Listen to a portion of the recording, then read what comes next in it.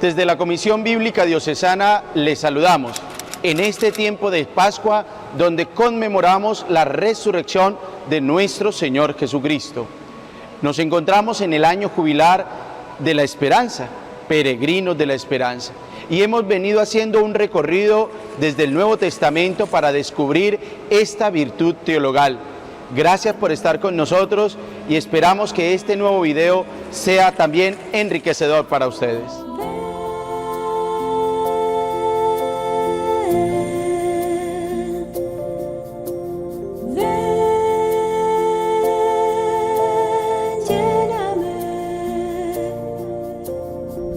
Continuando con este recorrido que venimos haciendo en los libros del Nuevo Testamento para descubrir la esperanza, ponemos la mirada en el Evangelio según San Lucas. El Evangelio según San Lucas, nos dice la tradición, así lo han entendido los biblistas, es escrito por Lucas, un médico que acompañaba a Pablo. De la carta de San Pablo a los Colosenses, capítulo 4, versículo 14. Finalmente lo saludan Lucas, el querido médico. Como nos pudimos dar cuenta, Pablo llama a Lucas el médico querido. Fue un compañero de camino, Lucas, para Pablo. Y pues según Pablo, él se dedicaba a la medicina, era médico. Y es precisamente él quien ha escrito su evangelio, que lleva su nombre, Lucas, y Hechos de los Apóstoles. Frente a la fecha de este evangelio, se dice que tuvo que haber sido entre la década de los 80, precisamente porque Lucas en su evangelio hace mención cómo es expulsado Jesús de la sinagoga, y más o menos en esta época ya los cristianos de esta generación, que es la segunda generación, empezaron a ser expulsados. Miremos lo que dice Lucas capítulo 4, versículo 28 y 30. Del Evangelio de San Lucas, capítulo 4, versículos 28 a 30. Al oír estas palabras, todos los que estaban en la sinagoga se enfurecieron y levantándose lo empujaron fuera de la ciudad hasta un lugar escarpado de la colina sobre la que se levantaba la ciudad, con intención de despeñarlo. Pero Jesús, pasando en medio de ellos, continuó su camino. Ahora bien, frente a los destinatarios, se habla que este evangelio fue escrito mayoritariamente para paganos. Se piensa que fue muy lejos de Palestina esta comunidad que recibía este mensaje de Lucas, y nos damos cuenta que era para paganos. Los biblistas hacen el análisis porque en muchos personajes Lucas deja a los paganos bien parados, por decirlo de alguna manera. Miremos, por ejemplo, este centurión, del cual Lucas narra y dice que era un hombre bueno, que había construido una sinagoga en favor de los judíos. Leamos el Evangelio. Del Evangelio según San Lucas, capítulo 7, versículo del 1 al 10. Cuando Jesús terminó de decir todas estas cosas al pueblo, entró en Cafarnaún. Había allí un centurión que tenía un sirviente enfermo a punto de morir, al que estimaba mucho. Como había oído hablar de Jesús, envió a unos ancianos judíos para rogarle que viniera a curar a su servidor. Cuando estuvieron cerca de Jesús, le suplicaron con insistencia, diciéndole: Él merece que le hagas este favor, porque ama a nuestra nación y nos ha construido la sinagoga. Jesús fue con ellos, y cuando ya estaba cerca de la casa del centurión, le mandó a decir por unos amigos: Señor, no te molestes, porque no soy digno de que entres en mi casa. Por eso no me consideré digno de ir a verte personalmente. Basta que digas una palabra y mi sirviente sanará. Porque yo, que no soy más que un oficial subalterno, pero tengo soldados a mis órdenes, cuando digo a uno, ve, él va, y a otro, ven, y él viene. Y cuando digo a mi sirviente, tienes que hacer esto, él lo hace. Al oír estas palabras, Jesús se admiró de él y volviéndose a la multitud que lo seguía, dijo: Yo les aseguro que ni siquiera en Israel he encontrado tanta fe. Cuando los enviados regresaron a la casa, encontraron al sirviente completamente sano. Bien, entonces hemos hecho un poquito contextualizar esta meditación o esta reflexión frente a la esperanza en el Evangelio de Lucas. Hemos dicho que el autor era un médico querido, como le decía Pablo. Hemos dicho que la fecha es de la década de los 80 y hemos dicho que los destinatarios en su mayoría eran paganos de la segunda generación del cristianismo. Entrándonos ya en materia, tenemos que decir que en el Evangelio de Lucas es donde más se realza o más se percibe la esperanza. No así en los otros evangelios sinópticos, Mateo y Marcos. Lucas logra hacer una conexión perfecta del Antiguo y el Nuevo Testamento.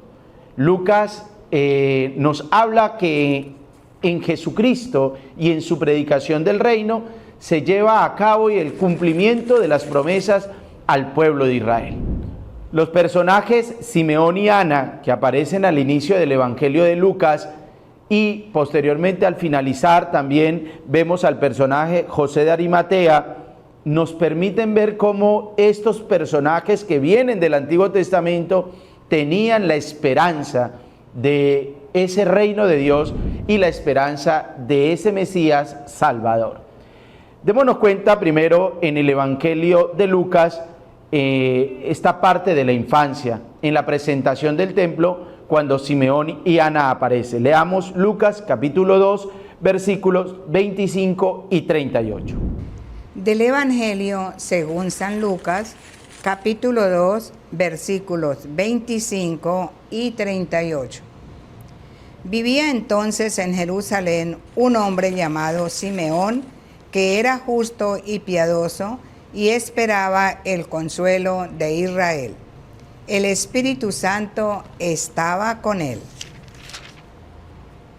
Se presentó en ese mismo momento y se puso a dar gracias a Dios, y hablaba acerca del niño a todos los que esperaban la redención de Jerusalén. Y si nos fijamos ahora, ya al finalizar el Evangelio, o finalizando el Evangelio, Lucas, en Lucas 23, 50 y 51, aparece también este personaje, José de Arimatea, que habla también de la esperanza que tiene. Del Evangelio de San Lucas, capítulo 23, versículos 50 y 51. Llegó entonces un miembro del consejo llamado José, hombre recto y justo, que había disentido con las decisiones y actitudes de los demás. Era de Arimatea, ciudad de Judea, y esperaba el reino de Dios. Entonces, vemos cómo Lucas nos presenta que la esperanza estaba muy marcada en el corazón del pueblo judío y que esa esperanza se llega a feliz término en la persona de Jesucristo. Cuando escuchábamos las palabras de Simeón, podíamos rescatar la palabra consuelo, el consuelo. Y cuando escuchábamos las palabras de Ana, podíamos rescatar la palabra redención. Por último, escuchando las palabras de José de Arimatea, nos resalta el reino de Dios. Estas tres palabras, estas tres dimensiones, hacen parte de la esperanza del pueblo de Israel que se cumple en Jesucristo. El pueblo de Israel esperaba ser consolado, el pueblo de Israel esperaba ser redimido, el pueblo de Israel esperaba el reino de Dios. Y se da en la persona de Jesucristo. Por tanto, Jesucristo es el cumplimiento de todas esas promesas.